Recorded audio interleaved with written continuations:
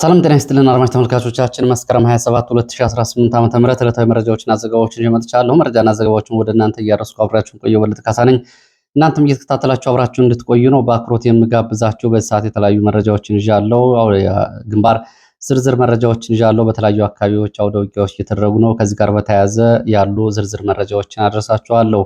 በተለይ ውጥረት ያየለባትና በወታደራዊ ይዞታነቷ ገዥ መሬት የምትባለው ጋሸናና አካባቢው አሁን ሁኔታው ምን ይመስላል የሚለውን ከሰዓት በኋላ ተጨማሪ መረጃ ይዣለሁ። በአካባቢው ውጊያ መቀስቀሱን የሚገልጹ መረጃዎች አሉ። በዝርዝር የምትከታተሉት ይሆናል። እነዚህና ሌሎች መረጃዎችን እየተከታተላችሁ አብራችሁ እንድትቆዩ ነው በአክብሮት የምጋብዛችሁ። ዲፕሎማሲያዊ እንዲሁም ደግሞ ወታደራዊና ፖለቲካዊ መረጃዎችን ይዣለሁ። ብልጽግና ከፍተኛ ጭንቀት ውስጥ የገባ ነው የሚመስለው። በቀጥታና በተዘዋዋሪ የተለያዩ መግለጫዎችን እያወጣ ነው። ዛሬ በአዲስ አበባ ድንገተኛ የመንግስት ሰራተኞች ስብሰባ ተደርጎ ነበር። ከዚህ ጋር በተያያዘ በስብሰባው ላይ የቀረበው አጀንዳና በስብሰባው የተላለፉ መልእክቶች እንዲሁም ደግሞ አጠቃላይ የኃይልና የፖለቲካ አሰላለፍን በተመለከተ ብልጽግና ለሰራተኛው ያቀረበውን ጉዳይ በተመለከተና ሰራተኞች ያቀረቧቸውን ጥያቄዎች በተመለከተም እንደዚሁ በሰዓት ዝርዝር መረጃዎች ይዣለሁ። ይሄ በተለይ አዳዲስ ፍረጃዎችን ብልጽግና ይዞ መጥቷል። አዳዲስ ቃላትን ይዞ መጥቷል። እንግዲህ በቃላት በማምረት እንግዲህ የብልጽግና የጀርባ አጥንት ከሆኑት መካከል ዲያቆን ዳንኤል ክብረት ያሉበት ይመስላል። ይህንን አዳዲስ ቃላት ምርት ባለፈው የአባይ ግድብ ከመመረቁ ሁለት ቀን ቀደም ብሎ በአባይ ግድብ በቦታው ከጠቅላይ ሚኒስትር አብይ አህመድ ጋር በነበራቸው ቃለ ምልልስና ቆይታ ይናገሯቸው የነበሩ ቃላት አሁን የብልጽግና ሰነዱ ነው መጥተዋል። አሁን ደግሞ ቀድሞ እንግዲህ ጃውሳ ሌሎች ቃላትን ሲሉ ነበር። አሁን ደግሞ በቃላትን በማጣመር ተቀራራቢና ተቃራኒ ፍች እንዲኖራቸው ማድረግ አዳዲስ ለብልጽግና ካድሬዎች አዳዲስ ቃላትን እያሸከሙ ነው የሚገኙት። እነዚህ አዳዲሶቹ ቃላቶች ምንድን ናቸው? ለብልጽግና የሚዲያ ሰራዊትም ስምር የተሰጠባቸው ቃላቶች ሆነዋል። ብልጽግናን በሰነድ ለውይይት ይዟቸው ቀርቧል። እንግዲህ አብረን የምናየው ነው የሚሆነው። በዚህ ሰዓት እንግዲህ ከተካተቱ መረጃዎች መካከል የሚገኝበታል። የአፍሪካ ቀንድ ውጥረትን በተመለከተ በተለይ የኢትዮጵያና ኤርትራ ጉዳይ እንደዚሁ እንግዲህ በየዕለቱ መነጋገሪያ ሆኗል። በዚህ ጉዳይ ላይም ተጨማሪ መረጃዎች አሉ። የተከታተላችሁ አብራችሁን ቆዩ። ሀሳብ አስተያየት ቢኖራችሁ ጥቆማ ዜና@gmail.com እንዲሁም ደግሞ በተለያዩ ማህበራዊ ሚዲያ መልእክት መላላኪያ መንገዶች ታደርሱ ትችላላችሁ። ብዙዎቻችሁን እያደረጋችሁ ስለሆነ በእጅጉ ነው የማመሰግነው። ከላካችኋቸው መልእክቶች መካከል የአፍሪካ ቀንድ ተለዋዋጭን ፖለቲካ የኃይልና የወታደራዊ አሰላለፍን በተመለከተ ፋኖ አንድነቱን ካላፈጠነ ከባድ ችግር ውስጥ ይገባል የሚለውን ጉዳይ የተመለከቱ አስተያየቶችን አድርሳችሁኛል። እንደዚሁ አይቻቸዋለሁ፣ አመሰግናለሁ። በተደጋጋሚ በዚህ ጉዳይ ላይ ሊሰራበት ይገባል። ከዕለት ወደ ዕለት ባልተገመተ ሁኔታዎች ተለዋዋጭ ናቸው። የብልጽግና የሰሞኑ ስጋትና ፍርሃትም መነሻው ይሄው ነው። እንግዲህ ብልጽግና እንደ ሰሞኑን ከፍተኛ ስጋት ውስጥ እንዳለ የዛሬው ስብሰባም ያሳያል። ይህንን ሁኔታ ሲገልጹ ተሳታፊ የመረጃ ምንጮች 2008 ዓመተ ምህረት ህወሓት ለመውደቅ ጫፍ ደርሶ በነበረበት ሰዓት ተሐድሶ ይል የነበረውና ተደጋጋሚ ስብሰባዎችን ያሳያል። እንዲሁም ደግሞ ብልጽግና የህወሓት ወረራ በነበረበት ወቅት በተለይ በሸዋ ቀጠና ጦርነቱ በነበረበት ጊዜ ያን የህዝብ ድጋፍ ለማግኘት ያደርጋቸው የነበሩ እንቅስቃሴዎች አይነት ናቸው አሁን የሚታዩት ብለዋል። እንግዲህ ብልጽግና ውስጥ ከፍተኛ መደናገጥ መፍጠሩን ይሄ ማሳያ ነው። ለማንኛውም ዛሬ በአዲስ አበባ የመንግስት ሰራተኞች ስብሰባ በዛሬው ዕለት ተደርጓል። እንግዲህ ቃል በቃል እንግዲህ አዳዲሶቹ ቃላቶች የሚከተሉት ናቸው። የመጀመሪያው ኩስመና ወደ ታደሰ ቁመና የሚል ነው። ኢትዮጵያ ከኩስመንና ወደ ታደሰ ቁመና ተብሏል። እንግዲህ ኢትዮጵያ ኩስምንና ዘመኗ በብልጽግና እንጂ ከዛ በፊት አልነበረም የሚሉ ከጥንት ከአክሱማውያን ዘመን ጀምሮ በኋለኛው በዛጉዌ ዘመነ መንግስት በጎንደሪያን ፔሪድ ጊዜ የነበሩትን የኢትዮጵያ ገናና ስልጣኔዎች በተመለከተ ኢትዮጵያ በታሪኳ ኮስምና አታውቅም። ይህም ኢትዮጵያን ታሪኳን ሙሉ በሙሉ የሚያጠለሽና ብልጽግና አዲስ ኢትዮጵያ ትንሣኤ ባለቤት ነኝ ለሚለው የተሰጣቻ ትርጉም ነው በሚል ብዙዎች ተቃውሞ እያቀረቡበት ነው የሚገኘው። ኢትዮጵያን እንግዲህ ሀገርን ኮስምና ነበር ብሎ አገላለጹ በዚህ ይታያል። እንግዲህ ወደ ከጂኦፖለቲካዊ ኩስምንና ወደ ታደሰ ቁመና የሚለው እንግዲህ የዚህ የመንግስት ሰራተኛው ስብሰባ ዛሬ ተደርጓል። ስብሰባው ለመግባት ስልክና ሌሎች የኤሌክትሮኒክ ዲቫይሶችን ይዞ መግባት ወይም ደግሞ መሳሪያዎች ይዞ መግባት ፈጽሞ የተከለከለ ነበር። እንግዲህ የመወያያ ሰነድ ሆኖ የቀረበው ከሰነዱ ጂኦ ስትራቴጂካዊ ኩስምንና ወደ ታደሰ ቁመና የሚል ሲሆን በዚህም እንግዲህ በዚህ ብልጽግና በዚህ ትልልቅ ጉዳዮችን ወደ አጀንዳዎችን አሳክቻለሁ ሲል ሶስት ጉዳዮች አቅርቧል። አንደኛ ተአምራዊ የፖለቲካና የኢኮኖሚ ማንሰራራት ኢትዮጵያ አድርጋለች ሲል በሰነዱ ላይ አቅርቧል። ኢትዮጵያ ተአምራዊ የፖለቲካና የኢኮኖሚ ማንሰራራት አድርጋለች ወይ? አስተያየት ስጡበት። ሁለተኛ፣ አባይን ወንዝ በመቆጣጠራችን የቀጠናውን ጂኦፖለቲካ የበላይነት አረጋግጠናል። በዚህም ኢትዮጵያ ቀጠናውን የመቆጣጠር የበላይነቷን አረጋግጣለች የሚለው ነው። ሶስተኛው፣ የባህር በር የማግኘት አጀንዳችን በዓለም አቀፍ ደረጃ አስይዘናል።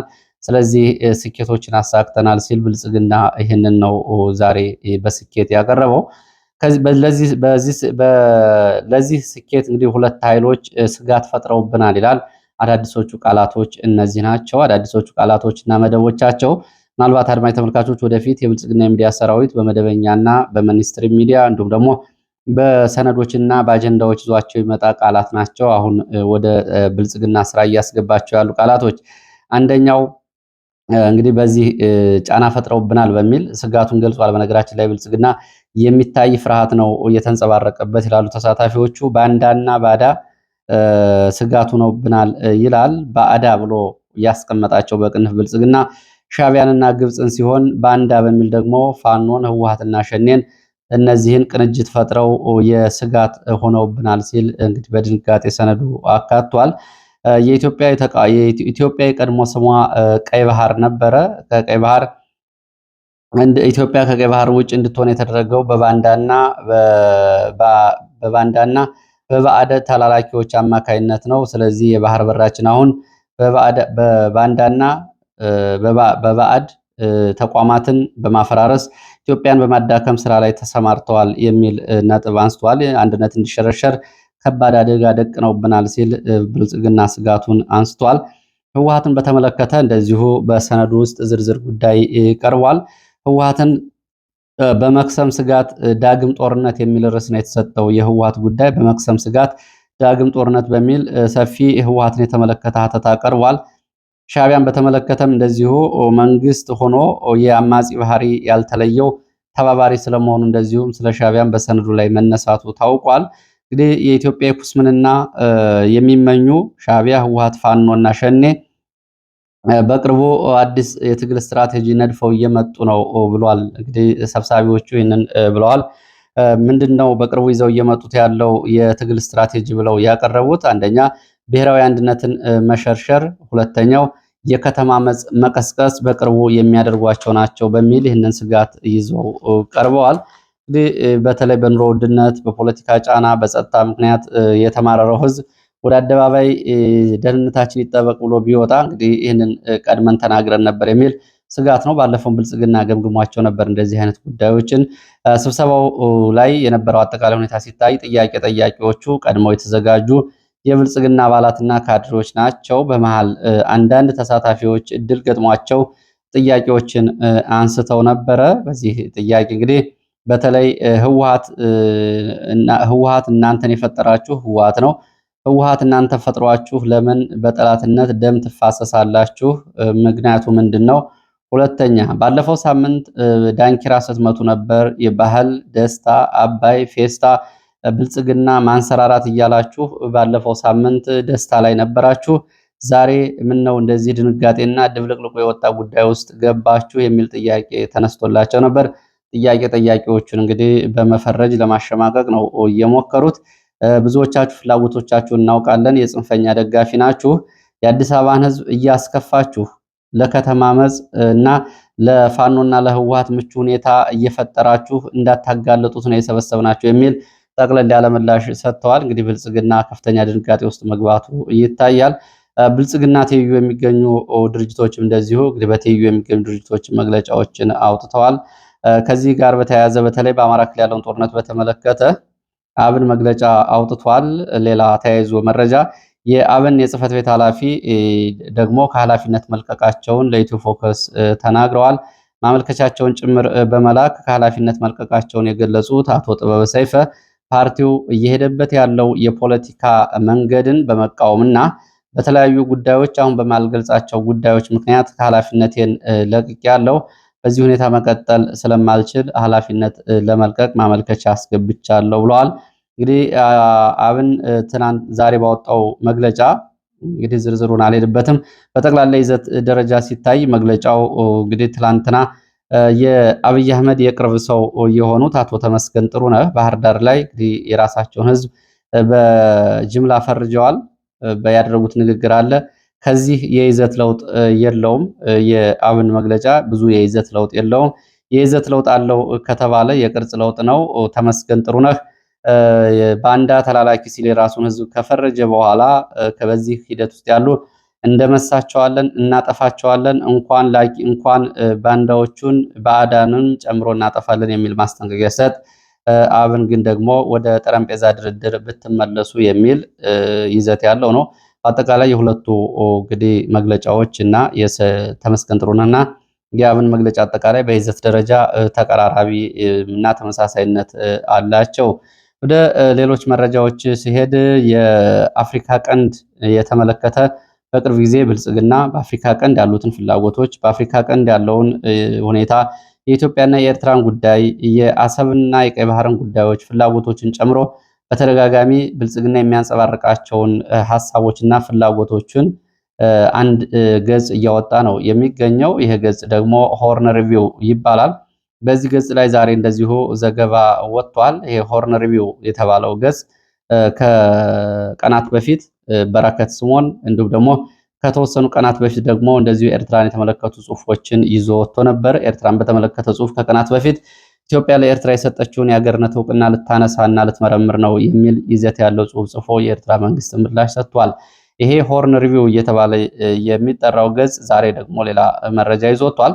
በገጹ ኢትዮጵያ ኤርትራን በተመለከተ ለሁለተኛ ጊዜ ባለፈው ጥቅምት በፈረንጆቹ መጀመሪያ ለተባበሩት መንግስታት ድርጅት ደብዳቤ መጻፏን ነው ያስነበበው። የተጻፈው ደብዳቤ ኤርትራ በኢትዮጵያ ውስጥ ጉዳይ እና አጠቃላይ ሉዓላዊነት ጣልቃ እየገባች መንግስትን የሚዋጉ ኃይሎችን እያስታጠቀች እንደሆነ ዘርዝሯል። የውጭ ጉዳይ ሚኒስትር ደብዳቤ ለተባበሩት መንግስታት ድርጅት የተጻፈው ብሏል። ደብዳቤው ኤርትራ የፕሪቶሪያውን የሰላም ስምምነት እንደዚሁ እየጣሰች ከህወሓት ጋር እየተባበረች የኢትዮጵያን ሉዓላዊነት አደጋ ላይ እየጣለች እንደሆነ ይሄ ደብዳቤ ዘርዝሮ ገልጿል። ኢትዮጵያ በሉዓላዊነቷ ላይ የተቃጣ ጣልቃ ገብነት እንደተፈጸመባት በዚህ ደብዳቤ አመላክታለች። ኢትዮጵያ ሉዓላዊነቷን ለመጠበቅ ወደ ቀጣይ እርምጃ እንደምትሄድም እንደዚሁ ለተባበሩት መንግስታት ድርጅት በጻፈችው ደብዳቤ አሳውቃለች። ይህ ደብዳቤ ለሁለተኛ ጊዜ የተጻፈ መሆኑን ሆርን ሪቪው ይዞ ወጥቷል።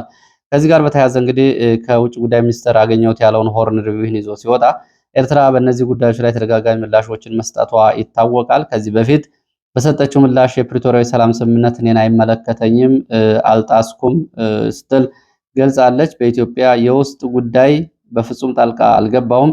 በተቃራኒው በባህር በር ጥያቄና በተደጋጋሚ በኢትዮጵያ ባለስልጣናት ዛቻና ማስፈራሪያ እየተፈጸመ የኤርትራ ህልውና አደጋ ላይ መውደቁን በተደጋጋሚ ኤርትራ ገልጻ በአፍሪካ ቀጠና ወይ ደግሞ የአፍሪካ ቀንድ ተብሎ በሚጠራው አካባቢ የባሰ ነገር ሳይመጣ ዓለም አቀፍ ህጎች እንዲከበሩ እና እንደዚህ አይነት ድርጊቶችን ብልጽግና እንዲቆጠብ ኤርትራ ተደጋጋሚ መግለጫዎችን ማውጣቷ ይታወቃል። ከዚህ ጋር በተያያዘ እንደዚሁ አሰብን በተመለከተ እንግዲህ ታዋቂው ዲፕሎማት ከአሁን በፊት ኤርትራን በተመለከተ እንደዚሁ የብልጽግናን ፍላጎት እንዲያወጡ ተደርገው የነበሩት አምባሳደር ዲና ሙፍቲ ዛሬ ከመንግስት ሚዲያዎች ጋር በነበራቸው ቆይታ ጉዳዩን ለማለሳለስ ዲፕሎማሲያዊ መንገድ ተጠቅመዋል። ኢትዮጵያ ሰላማዊ ባልሆነ መንገድ የባህር በር ልትወስድ ነው የሚለው ትክክለኛ አገላለጽ አይደለም። ይህንን ሀሳብ ማሸነፍና መድፈቅ ይገባል። ኢትዮጵያ የባህር በር የምታገኘው በዲፕሎማሲያዊ መንገድ ሰጥቶ በመቀበል እንደሆነ ሊታወቅ ይገባዋል ብለዋል አምባሳደር ዲና ሙፍቲ። ከአሁን በፊት አምባሳደር ዲና ሙፍቲ ኤርትራ በኢትዮጵያ ጉዳይ ጣልቃ እየገባች ነው በሚል አልጀዚራ ላይ ጽሁፍ ማሳተማቸው ይታወቃል። ከሳቸው በኋላም እንደዚሁ የቀድሞ ፕሬዝዳንትም ማሳተማቸው ይታወቃል።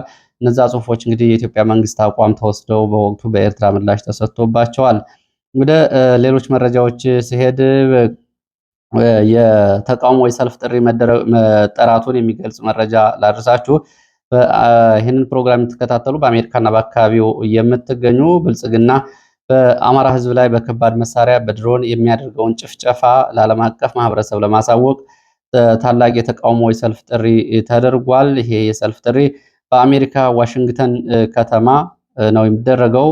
የተቃውሞ ሰልፉ በሚቀጥለው ረቡዕ ኦክቶበር 15 በፈረንጆቹ 2025 ከ9 ኤኤም ላይ ይደረጋል። ልዩ ቦታው ደግሞ ስቴት ዲፓርትመንት ፊት ለፊት እንደሆነና በተለይ 2021 ሲኤስቲ ኤንደብሊው ዲሲ 2451 የሚገኝ ጎዳና ላይ እንድትሰባሰቡ የሚል ጥሪ ቀርቧል። በዚህ ይህንን ሰልፍ የሚያስተባብሩ 5 የሚሆኑ ማህበራት በጋራ እና የአካባቢ አደረጃጀቶች እንደጠሩ ታውቋል። የአማራ ዲያስፖራ ግሎባል ፎረም የሚል ዓለም አቀፍ የአማራ ህብረት ዋሽንግተን አካባቢ የአማራ ማህበር ዲሲ ግብረ ኃይል እንዲሁም ደግሞ ዋሽንግተን አካባቢ የአማራ ትዕይንት አስተባባሪ የሚባሉ በጋራ ይህንን ጥሪ አድርገዋል። እንግዲህ ቀኑና ቦታው በተገለጸው ቀን ነው። ለማስታወስ ምናልባት ሮብ የሚቀጥለው ሳምንት ኦክቶበር 15 2025 ከ9 ሰዓት በእነሱ አቆጣጠር በስቴት ዲፓርትመንት ፊት ለፊት እንድትገኙ የሚል ጥሪ ተላልፏል። ወደ ሌሎች መረጃዎች እሄዳለሁ። ወደ ሌሎች መረጃዎች ሲሄድ የግንባር መረጃዎችን ነው የማስከትለው። በግንባር መረጃዎች ወደ ደብረ ማርቆስ የሚወስድን መረጃ አስከትላለሁ። ደብረ ማርቆስ ሌሊቱን በተለያዩ የከተማው አካባቢዎች ከፍተኛ የተኩስ ድምፅ እንደነበር የዓይን እማኞች ገልጸዋል። ላለፉት 3 ቀናት በተከታታይ በደብረ ማርቆስ የሌሊት ተኩስ እና ጥቃቶች እየተፈጸሙ እንደሰነበቱ የሚገልጹት የዓይን እማኞች ዛሬ ባሳለፍነው ሌሊት ከሌሊቱ 8 ሰዓት ጀምሮ በተለይ በከተማዋ ጊዮርጊስ ቤተክርስቲያን አቅራቢያ ቦሌ ተብሎ የሚጠራው አቅራቢያ እንግዲህ አዲስ አበባ አይደለም ደብረ ማርቆስ ነው። 5 ኪሎ ተብሎ የሚጠራው አካባቢ ይህም አዲስ አበባ አይደለም ደብረ ማርቆስ ነው። ዩኒቨርሲቲው አካባቢና በአታ ዙሪያ ተከታታይ የተኩስ ይሰማ እንደነበር የዓይን እማኞች ገልጸዋል። በነበረው የተኩስ የደረሰውን ጉዳት በዝርዝር ለማወቅ አልተቻለም። እንግዲህ ከ2 ቀናት በፊት በተከታታይ በሌሊት በሚሊሻ አባላት በአድማ ብተና አባላት ጥበቃና ስምሪት እንዲሁም ደግሞ ዋርድያ በተሰማሩ ላይ ሌሊት በተፈጸሙ የተኩስ ሩምታና የቦምብ ጥቃቶች ሰሞኑን ጉዳቶች መድረሳቸው ይታወቃል። በተለይ በቤተ መንግስት መሀል አደባባይ፣ መስከረም ሆቴልና እንደዚሁም ደግሞ ዋጋን ተብሎ የሚጠሩት አካባቢዎች ተከታታይ የሌሊት ጥቃት መፈጸማቸው ትላንት መዘገቡ ይታወቃል። ዛሬ ሌላ ውጊያ በሁለት ግንባሮች ሲደረግባቸው ከዋሉ አካባቢዎች መካከል በመራቤቴ ቀጠና የሚገኙት በተለይ የደቡብ ወሎ እና የሰሜን ሸዋ አዋሳኝ አካባቢዎች ባሉ 2 ቦታዎች ላይ ውጊያ ሲደረግ ነው ያረፈደው። በሁለቱ ቦታዎች ረፋድ ጀምሮ ውጊያ እንደተደረገ ታውቋል። በሸዋና ወሎ አዋሳኝ አካባቢዎች ነው ውጊያ የተደረገው። በተለይ በገባ ሜዳ ተብሎ የሚጠራው በጃማ ወረዳ እንዲሁም ይጎቪያ ተብሎ የሚጠራው ቦታ ደግሞ በሚዳ መራኛ በእነዚህ 2 አካባቢዎች ከአየር ወለድ በአካባቢው ስምሪት ላይ ከሚገኘው 101ኛ አየር ወለድ ኮማንዶ አባላት ጋር ውጊያ ተደርጓል። የአማራ ፋኖ ህዝባዊ ድርጅት ሸዋ ጠቅላይ ግዛት የአፄ አምደ ጽዮን ኮር የተለያዩ ክፍለ ጦሮች በዚህ ውጊያ ስለመሳተፋቸው ታውቋል። እንግዲህ በውጊያው የደረሰው ዝርዝር ጉዳት አልታወቀም። ገባ ሜዳ ተብሎ የሚጠራው አካባቢ ጃማ ወረዳ በንብረት ላይ ጉዳት ደርሷል። ሌላው አካባቢ ያለው ውጊያ ግን ዝርዝር መረጃዎቹ እስካሁን ተጠናቀው አልደረሱም። መረጃዎች ደርሱ ወደ እናንተ ይመጡ ይሆናል። ሌላው እንደዚሁ ከፍተኛ ውጥረትና አካባቢያዊ ሁኔታው የጦርነት ያንዣበበበት የነበረው እና እንዲሁም ደግሞ በድሮን ተከታታይ ቅኝ ሲደረግበት የነበረው ጋሸናና አካባቢው እንደዚሁ አዲስ መረጃ አለ። ጋሸና ከሰዓት በኋላ በ2 ግንባሮች ውጊያ ስለመቀስቀሱ መረጃዎች ጠቁመዋል። አንደኛው በውጊያው የተቀሰቀሰው ከቀኑ 8 ሰዓት ነው በኢትዮጵያ አቆጣጠር ከጋሸና በ2 አቅጣጫዎች፣ አንደኛው በወልዲያ መውጫ ሐሙሲት አካባቢ፣ ሁለተኛው ደግሞ በዋርላ ኮን መውጫ በኩል ነው ውጊያ የተቀሰቀሰው። በሐሙሲት በኩል የመንግስት ኃይል አንድ ምሽግ ለቆ ወደኋላ ወደ ጋሸና ስለመውጣቱ የመረጃ ምንጮቹ ሲገልጹ፣ በኮን መውጫ በኩል ያለው ግን ሁኔታው ባለበት ነው። ግን በቡድን መሳሪያ ጭምር ተኩስ እንዳለ ነው እየተገለጸው። በዚህ አካባቢ ከማለዳ ጀምሮ 2 ሰው አልባ አውሮፕላኖች በተለያዩ አካባቢዎች ቅኝት ሲያደርጉ ነበር በፈረቃና በቡድን። ጋሸና ዙሪያ ገባውን እንግዲህ ቅኝት ሲደረግ ነው ያረፈደው። ከነዚህ መካከል እንግዲህ በእንጮቄ ወንዝ፣ የዶጌት፣ ኮን፣ ቤቶር፣ ዥጣ ወንዝ ድረስ እንዲሁም ደግሞ ወደ ላስታ አቅጣጫ ጣጃ፣ ድብኮ፣ ላስታ መውረጃ፣ ግራኛ አምባ ድረስ እንዲሁም ደግሞ ወደ ፍላቂት መውጫ ደግሞ በአቃት፣ ወቄጣ፣ አርቢት፣ ፍላቂትና ገረገራ ድረስ እንደዚሁ የድሮን ቅኝቶች ነበሩ። በወልዲያ መውጫ በኩል ደግሞ ከሐሙሲት እስከ ቡያ፣ ሻሪያ ገነት እስከ ሐሙሲት፣ ከዚህ አለፍሎ ምስታይሽና ድልብ አፋፍ ወልዲያ እንዲሁም ደግሞ ወደ ደላንታ ፀሐይ መውጫ አቅራቢያ ድረስ የድሮን ቅኝቶች ነበሩ። በተከታታይ ድሮን ቅኝቶች ቢደረጉም እስካሁን ድረስ ግን በድሮን የተፈጸመ ጥቃት የለም። እንግዲህ ሰሞኑን ላለፉት 4 ቀናት ጋብ ብሎ የነበረው የድሮን ማንዣበብና ቅኝት ስምሪት እንዲሁም ደግሞ ጥቃት ዛሬ እንደገና ስለመጀመሩ ነው መረጃዎቹ የሚገልጹት። በእግረኛ ሰራዊት ላይ መተማመን ያልቻለው መንግስት የአየር ኃይል ስምሪት በመስጠት በወልዲያ እንዲሁም ደግሞ በምዕራብ ወሎ ቀጠናዎች ባለፉት 7 ቀጠናት ተከታታይ የድሮን ስምሪት አድርጎ ነው የቆየው። እንግዲህ በዚህም በጥቃቶቹ ጉዳቶች መድረሳቸው ይታወቃል። ማህበራዊ አገልግሎት መስጫ ተቋማት፣ ትምህርት ቤቶች፣ ጤና ጣቢያዎች፣ ሐኪሞችና ሲቪሎች ጉዳት ደርሶባቸዋል።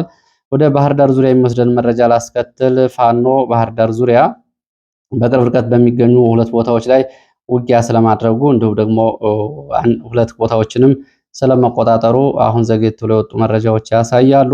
በባህር ዳር ዙሪያ በተለይ ፋኖ ከሰዓት በኋላ የያዛት ገርጨጭ ስትሆን የመንግስት ኃይል አካባቢውን ለቆ ወጥቷል። በተመሳሳይ በአብሮ መኖር ተብሎ የሚጠራው አካባቢ እንደዚሁ በፋኖ ቁጥጥር ስር ውሏል። ከባህር ዳር በቅርብ ርቀት በምትገኘው ጢስ አባይና አንዳንሳ ተብሎ በሚጠሩት አካባቢዎችም ጠዋት አካባቢ እስከ ማለዳጅ ድረስ እንደዚሁ በአካባቢው ለሰዓታት የቆየ ተኩስ ነበረ። በተለይ የዓይን እማኞች እንደገለጹት አንዳንሳ ተብሎ የሚጠራው አካባቢ በነበረው ውጊያ የደረሰው ሰብአዊ፣ ቁሳዊ ጉዳት አልታወቀም። ሆኖም በሰላማዊ ሰዎች ላይ ጉዳት ደርሷል። 1 የሞት እንዲሁም ደግሞ 2 የአካል ጉዳት መድረሱን መረጃዎቹ ጠቁመዋል። እንግዲህ በዚህ ሰዓት ያስኳቸው መረጃዎች እነዚህ ናቸው። ስለተከታተላችሁ እያመሰገንኩ አስተያየቶቻችሁ ላይ የተመለከትኳቸውን በድጋሚ ላስታውስ። በተለይ እንግዲህ ዘገባዎችን በተመለከተ የህወሓት ጉዳይ ላይ እንደዚሁ አስተያየቶችን ያደርሳችሁ አላችሁ። እሱንም ተመልክቼዋለሁ። እየተከታተላችሁ አስተያየቶችን እየሰጣችሁ ስለሆነ በእጅጉ ነው የማመሰግነው። እንግዲህ በተለያዩ አካባቢዎች የምትመለከቷቸውን አጠቃላይ ሁኔታዎች በተመለከተ ጥቆማ ዜና@gmail.com የኢሜል መቀበያ ነው፣ ዲስክሪፕሽን ላይ አለ። ከዛም ባለፈ ስልክ ቁጥር የጠየቃችሁ አላችሁ። በሜሴንጀር ፌስቡክ ላይ ሙሉ ስም በበለጠ ካሳ መኮንን የሚል ስም ሜሴንጀር ላይ ብትጠይቁኝ የምሰጣችሁ ይሆናል። እያደረሳችሁ ስላሉ መረጃዎች አመሰግናለሁ። መልካም ጊዜ